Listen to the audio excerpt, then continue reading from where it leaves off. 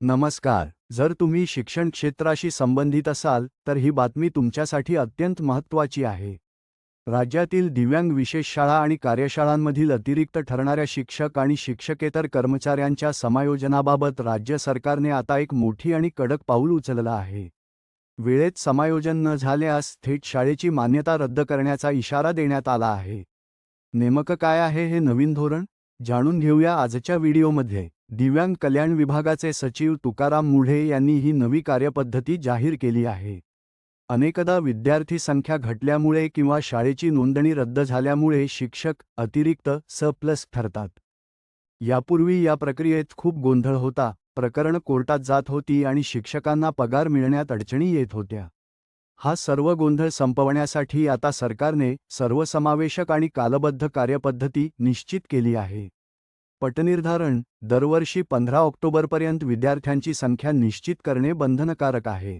यादी प्रसिद्धी: अतिरिक्त ठरलेल्या कर्मचाऱ्यांची यादी नोव्हेंबरच्या पहिल्या आठवड्यात पोर्टलवर प्रसिद्ध होईल. अतिरिक्त कर्मचाऱ्यांचे समायोजन केवळ 1 महिन्याच्या आत पूर्ण करावे लागणार आहे. कुठे होणार नियुक्ती? शक्यतो त्याच जिल्ह्यात, पण गरज पडल्यास लगतच्या जिल्ह्यात किंवा इतर जिल्ह्यांतही बदली होऊ शकते.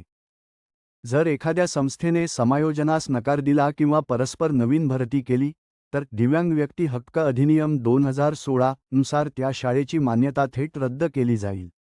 2. शिक्षकांसाठी: जर दिलेल्या आदेशानुसार शिक्षक विहित वेळेत रुजू झाले नाहीत, तर त्यांच्यावर शिस्तभंगाची कारवाई केली जाईल. 3. भरतीवर बंदी: जोपर्यंत अतिरिक्त कर्मचारी उपलब्ध आहेत, तोपर्यंत कोणत्याही नवीन भरतीला मान्यता दिली जाणार नाही.